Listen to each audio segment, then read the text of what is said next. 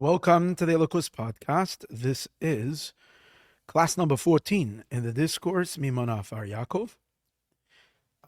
This might be the last class in this discourse. Let's see how we go.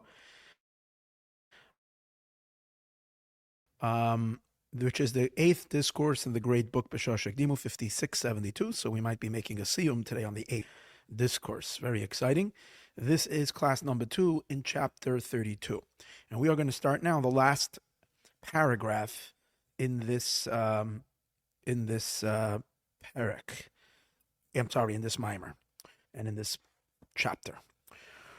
Okay. So to summarize, we concluded the idea of the three levels of the lights.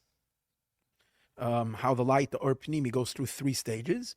The original state of the light of the Or Pnimi is while it's still one with the infinite light, with the Or Makiv. And that's when it's still the Esespheres Agnuzais, before the Tzimtzum, the 10 hidden spheros, when they're still before the Tzimtzum. Second stage is when they come out, each one individually. That's already called Kav, as opposed to the first stage, which is called Nakuda, which is called point. Then we go into Kav, which is a line, which is a bunch of Nakudas, which means we're unpacking already each one individually. However, they're still in the utmost state of abstraction. And finally, when the lights go into vessels, then they become very much tainted by the vessels.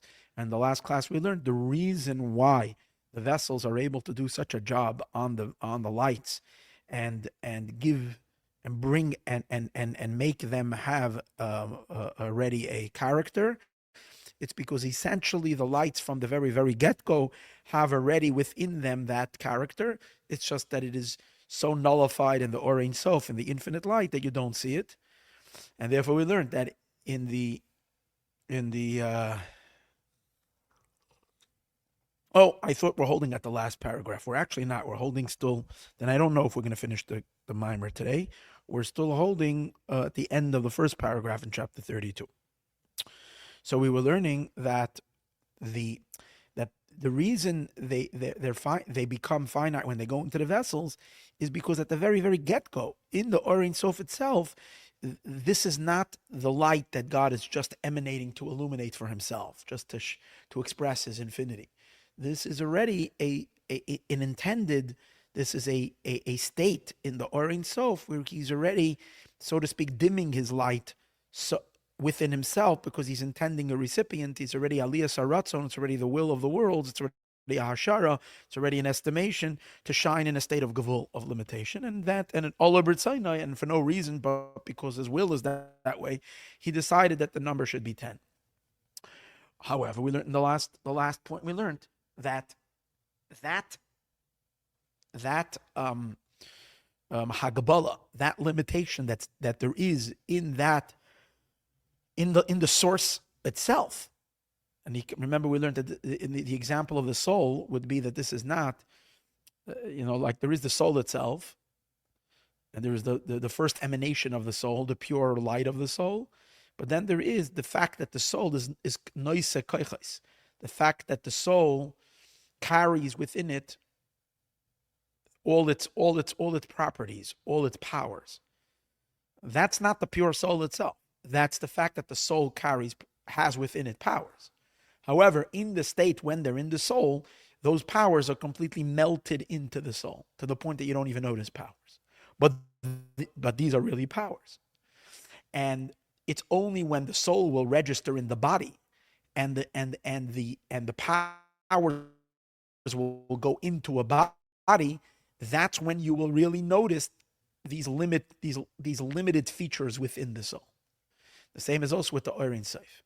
It's only when it reaches the final stage, which is the hislapshus in kelim, the enclosement in vessels, when it goes into the state of shetach meaning a full-fledged space, that's when you see the hagabala, that's when you find out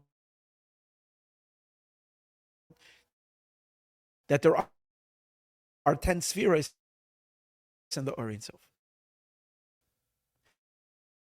And like we gave the example, how to really know what something is you when you read it in the first abstraction,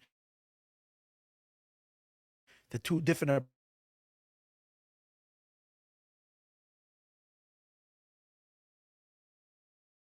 hundreds of years, 250 years later or whatever, the Chabadniks, Judaism, and way with dealing with the world is very, very different than the yeshiva man. In a sense, let me just say what it is that you can see that the tzad everywhere, because Chabadnikim have a very deal with the world and a very with great ease. They feel comfortable dealing with the world because they feel comfortable interacting with the world and blasting through the world and revealing the godliness in the world. There's a certain withdrawal when it comes to other people, when it comes to the world. It's like, there's a certain like the world is the world, and then there is Yiddishkeit. There is a certain like separation. There's more of a havdalah. For better or for worse, there's sometimes a mila, there's sometimes a quality of someone who's not, doesn't mesh with something, but remains above it. But on the other hand, then you have much far less influence. You see how Chabad has tremendous, tremendous influence. And a Chabadnik can go into any environment and have an impact on that environment, change it around, like you see the Rebbe did with Shluchim. And that goes back to the very, very, very, very, very, very origins of the philosophy. That God is everything and in everywhere, and He is the absolute reality, and that Tzimtzum, God never removed Himself from the world. But if the Tzimtzum is not exactly, the Tzimtzum is a little bit kipshutai, and there is a little bit of a separation, then you will notice that there is a certain state of discomfort when it comes to holiness with the world. So others will remain more segregated, more to themselves, more and preoccupy themselves with spiritual pursuits, study Torah a lot, and so on and so forth, with a certain separation from the world. Although they will go into the world for business and so on and so forth, but not so much in a full-fledged thing. And this that you see that people do so is because Chabad is rubbing off on even non-Chabad people. So the teachings of Chabad and so on and so forth are rubbing off, and therefore influencing those to become shtickle Lubavitch, if you might say. But you see the difference. So you wouldn't tell, if you read the two books, if you read the Nefesh HaChaim, if you read it really, really deep, then you'll see the difference. But if you're reading it and you're reading over here, you can come to the conclusion they say the same thing. But when you see the final product, the final application, 7 generations later, that's when you can see the difference that there is at the very beginning. And that's what we were learning last week over here at the end. That where can you see how the Orin Soif B is different than Orin Soif A? Orin Soif A, there's no spheres at all. In Orin Soif B is already the concept that there is 10 spheres. Where do you see that? The Hagabala, the limitations, the differences. You wouldn't see it until it reaches Atzilus, its final application, until it settles into vessels. The vessels reveal and uncover and bring forth the limitation that's in the light. Okay. As he says, let's read over again just a couple of lines. V'hainu, this is in the end of the first paragraph of chapter Lamed Beis of chapter 32. V'hainu de b'seif hamshachasan, in the end of their hamshach, and the end of their flow, mizgala, that's when it reveals itself, b'chinas ha'hagabala, the limitation, shebesharshan u'makaron, that's in their root and in their source. Ma'ashehein b'chinas esespheres. This, that they are 10. And he's going to contrast that you don't notice that when the lights are still above the vessels, even though you can already count 10, but you don't notice the limitations, as we'll soon see. It is on the opposite. You feel very much the infinity. As we spoke earlier, the lights before they go into vessels are overpowered by their source, and their source is pashut, is simple.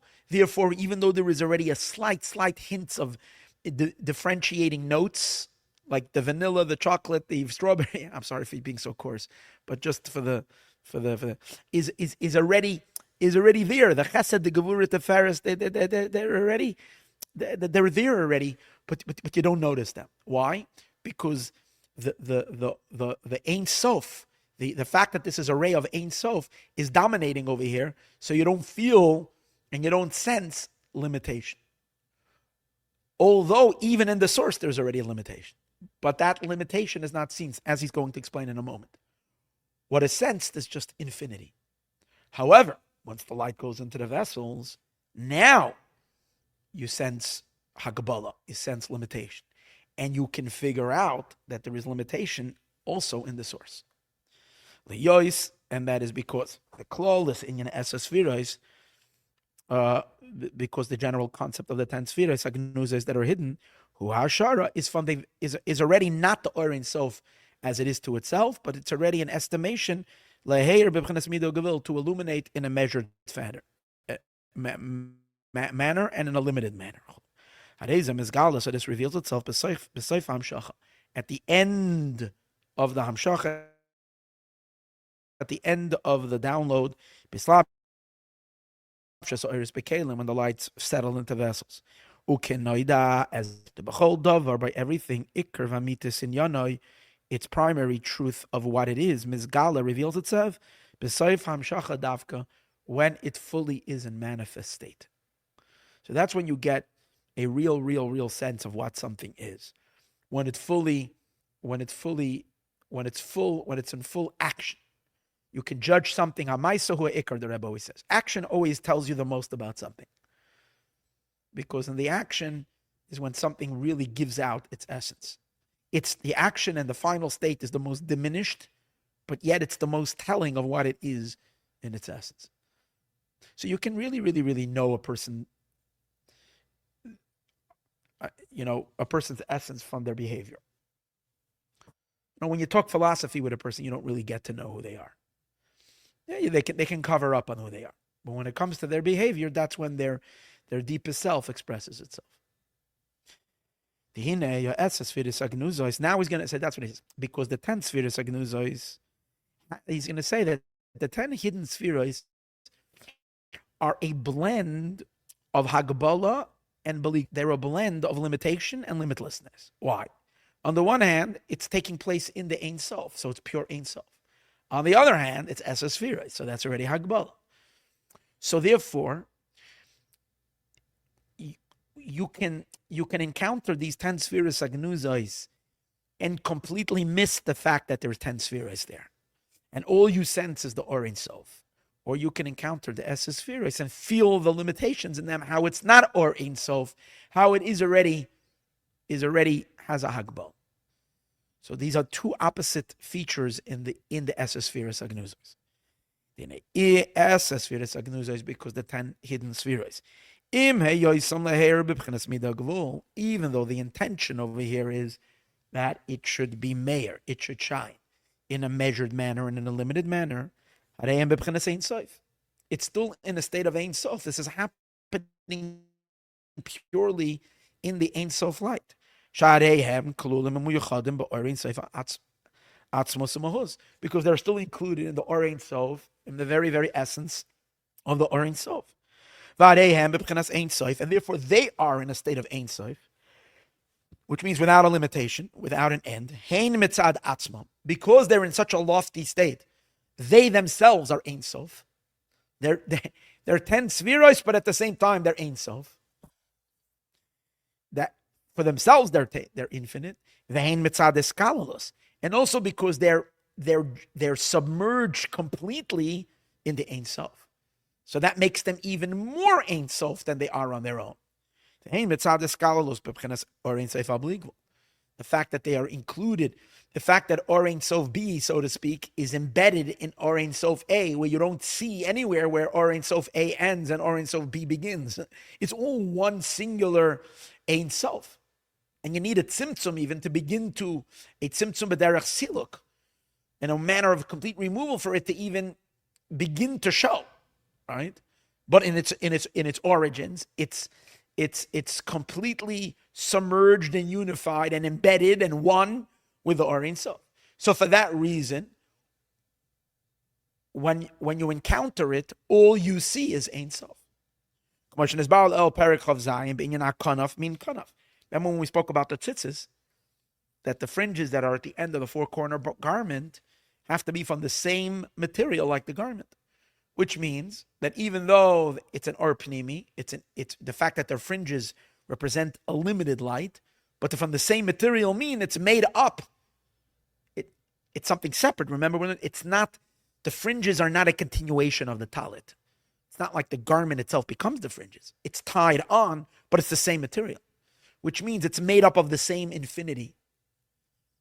The or pnimi is made up of the same infinite light as the or makif. It's still Ein Sof.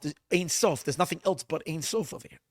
It's Ein Sof thinking about contracting itself, thinking about a recipient. And that's, in a sense, a slight dimming of it. But it's all Ein Sof. And therefore, not necessarily can anybody detect the finiteness in it. And therefore, in the following two stages, what are the following two stages? The first revelation of the Esespheres Agnuzes, that's going to be, which is the Kav, that's going to be revelation number one. Revelation number two is when that Kav is going to become Shetach, when that Kav is going to become a space. What does that mean? When these lights are going to first reveal themselves as lights, disembodied lights, pure lights that are not of vessels, that's going to be stage A. And stage B is when they're going to go into vessels. So the difference between stage A and stage B is as follows. In stage A, these lights are going to express the infinity of their source. But in stage B, they're going to express the finitude of the source. And that's the meaning of Soif Mai, that the final action, the final state is what's really going to give us a true taste of what they really are. Because the fact that the Esespheres Agnuzas are Ein Sof, that's not the chiddush of them. That's not their novelty. The Ein Sof is Ein Sof. That Ein Sof A has more than Ein Sof B. The novelty of Ein Sof B is that even though it's Ein Sof, it's still the source, the beginning of limitation. That's the novelty. And that element will not be seen until the final stage, until it will go into vessels. As he explains over here. When they first reveal themselves after the tzimtzum, before they dress themselves in vessels, meir behem, they're still shining in them. You still don't get a sense of the tense of the limitation. It's still being overpowered by the Ein Sof that's in the Esespheres. Even though came about, remember, even though this stage of revelation comes about after a tremendous tzimtzum, b'derech miyut. Remember, we learned that it has to diminish, because if it's not diminished, you can't even see 10 spheres. In order for it to come out 10, it has to be, there has to split and all that. But still, notwithstanding all the tzimtzum, you still feel Ein Sof. The Ein Sof of the 10 spheres, the 10 hidden spheres, that's what's sensed in them, and that's what's felt in them. And that is the reason why we say that these 10 spheros, notwithstanding the fact that they're 10, you still wonder why are they 10? Because they're all without a substance. They all look exactly the same. They taste the same. They feel the same. It's 10 files, but every single one is experienced exactly the same. Because they're so abstract, because they're reflecting their Ein Sof source. However, when they finally are delivered into their end, into their concluding state, which is where once they go into the vessels, mizgale, it becomes revealed in them, their slight notes of limitation and boundaries and measure that they've always had, but it was never sensed because it was overpowered by the Ein Sof. And now those tiny little hairs, if you might say, of limitation that's there, start to be noticed. Now is when you start seeing the colorings in them that they're chachma and bina, that there is wisdom and understanding, chesed and gevura, which they always were, but it was never felt and never sensed.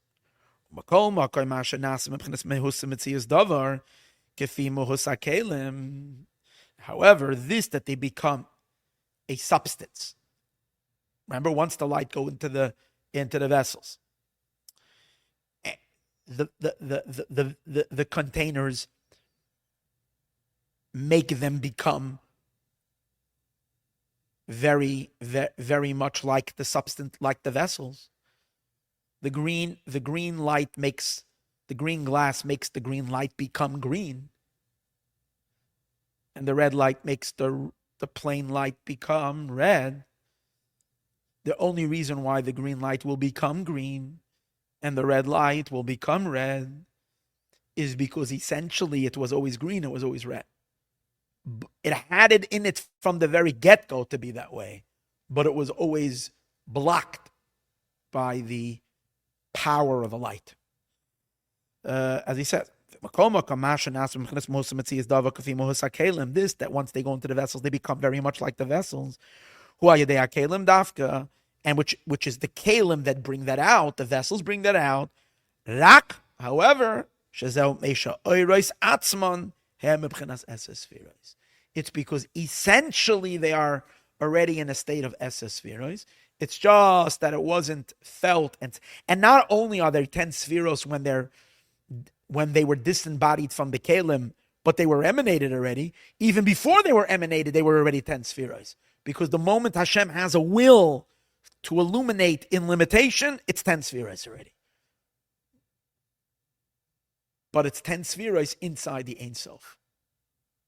So you wouldn't notice that at all. You wouldn't know that they exist. But in their final stage, that's when you can retrace and know that there's Esa Spheres Agnuzais. Now, and based on all of this was quite a lot. Quite a lot to digest, right? Okay. But based on all this, now we're going to swing back to answer, like he does in every mimer, the questions that he asked in the beginning of the discourse relating to the Torah portion. So this mimer was on Pashas Balak, where there is a verse in Pashas Balak where it says, "Mi mana, who can count Afar Yakov, the dust of Jacob?" This is one of the blessings that Bilam, the prophet, mentioned regarding the Jewish people. Who can count the dust of Jacob? Mispar, and count as Reuven Yisroel, one of the divisions of Israel.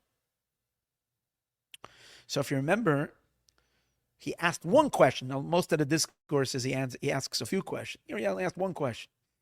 It seems to imply that although he mentions both by Jacob and by Israel, now simply it's just poetic. He's talking about the same Jewish people. We're called Jacob and Israel. But obviously every word of Torah, especially a prophecy like this, is loaded with infinite meaning. So when he speaks about Yakov and Yisroel, it's referring to two dimensions of the Jewish people, as we'll soon see.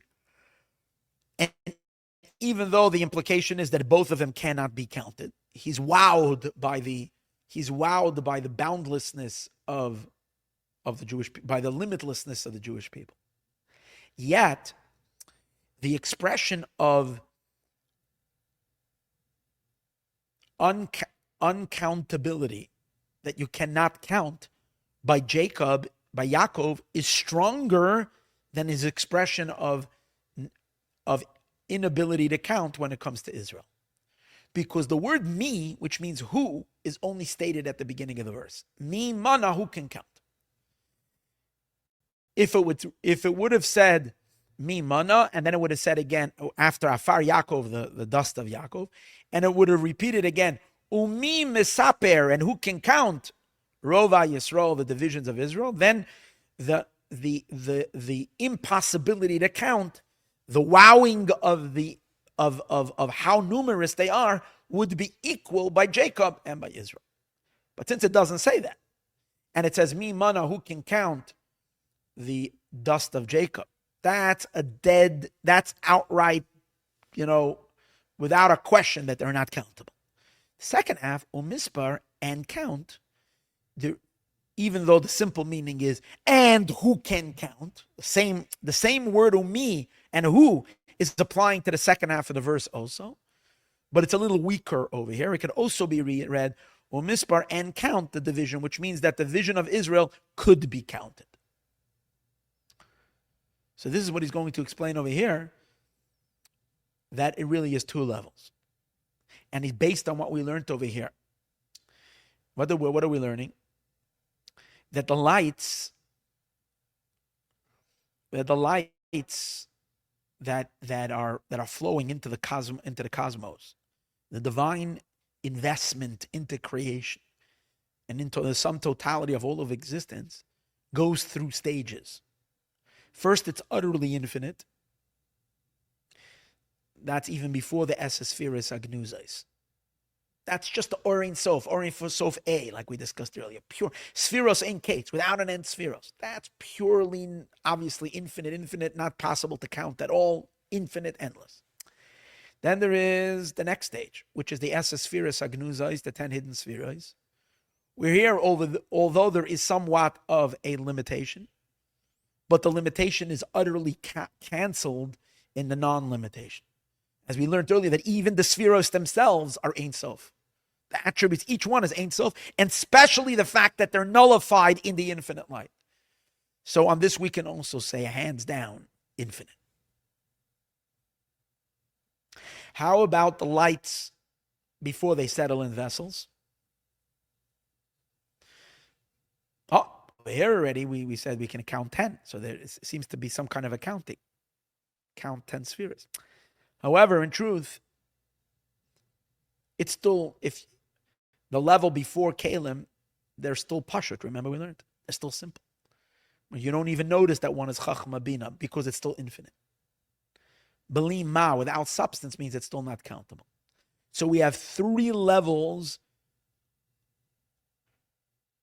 of being infinite and beyond being countable. How about when the light settles into the vessels? That's already number. Over there is already the concept of counting. Because counting can only be, you can count things that are limited. And here the light becomes somewhat limited because it's in a vessel. However,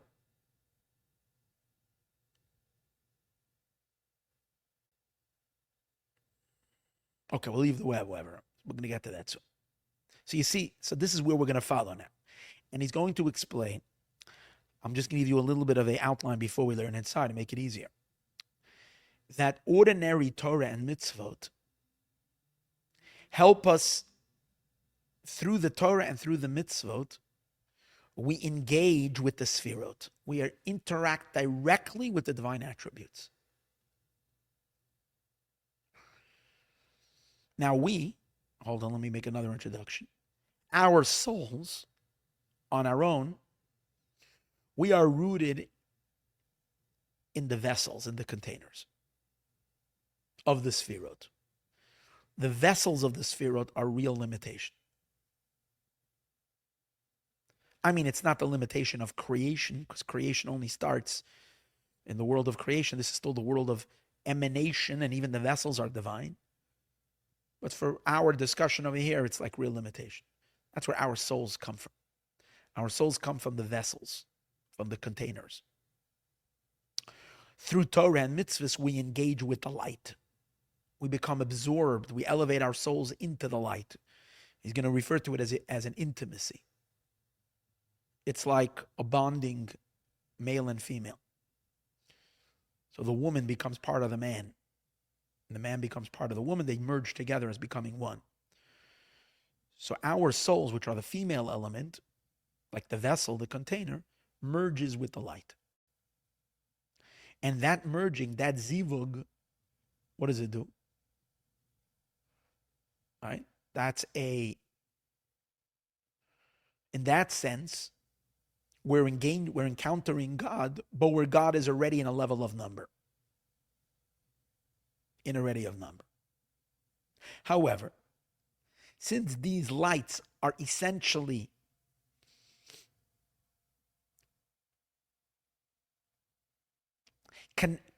before they go into the vessels, they're above, as we said earlier, these lights, they only become vesselized when they go into the vessels. But before they go into vessels, they're belima without. Through Torah and mitzvahs, we access and we connect to the lights as they are still higher even than going in the vessels. So we connect to the lights in the vessels, but we connect to the lights above the vessels as well. And that's the reason why we say regarding our observance that Israel does, Yisroel, the Jewish people called Israel, is when we are very, very observant in Torah and mitzvahs, then we're called Israel. So when we're keeping the Torah, when we're observing the mitzvahs, we connect, we have an intimacy with God, we bond with God, but we bond with God as God is already in the vessels, and we pull from a level of God above the vessels. So that's why it's both number and non-number. The lights as they are in the vessels are numbered, but because we're also connecting to the lights above the vessels, as we're going to see, we also say on it, the word umispar can mean number, but also not number, because you can read it mimesaper. Who, like it is number and not number. Yeah, it's number because once they're in the vessels, we're connecting to a level of the divine that is measured. But since these very lights, before they go into, which we draw on them as well, the lights of Keser, they are still higher than that's why in the number, they're also connected. There's a certain flavor of beyond number. And we're going to understand this more tomorrow in tomorrow's class. I'm just giving a very brief outline of where this is going. However, that's as much as people who are always keeping mitzvot and always learning Torah. But then there are people who have lost their way and have not kept the Torah, have not done the mitzvot, or times that we mess up in our lives and we're not so observant or not so perfect in our observance. And we disconnect. As a result of that, now we need to compensate. In order to compensate for the disconnect, the only way to do that is through tshuva. Tshuva calls forth, tshuva's repentance, a much deeper part of our soul. And our yearning for God becomes intensified many, many, many times over, or maybe sometimes exponentially. As we know, the Baal Tshuva, the penitent, is yearning for God much more than the tzaddik, much more than the righteous person who never sinned. And therefore, these people reach much higher levels of the or. They don't only reach the light. For sure, they go beyond the light that's in the vessels. They even go beyond the light that's above the vessels, because that even the tzaddikim reach the light that's above the vessels. That's why even their numbered light is still without number. As we said, mispar means you can count, or mispar means you can't count. And it's count and non-count, because really they're tapping the lights that are above the vessels. But the Baal Tshuva, they race directly into the Esespheres Agnuzos. They touch the light when it's still one with the Ein Sof. And by them, it's hands down, they're called Jacob. Jacob are the people who are on a lower level. But because they're in a lower level, their yearning for God is so much greater. And therefore, they touch the Esespheros, the tens, which are lost in the Ein Sof, purely Ein Sof. There's no number at all. And he even wants to take it higher. Not only do they tap or Ein Sof B, in other words, the Esespheros, when they're in a state of Ganuz, but they even can reach the Or Ein Sof completely, that's above all spheros. And over there, for sure, there is no number. And that is the idea that he's going to develop in the next piece. But as a Hashem, let's leave that for tomorrow's class.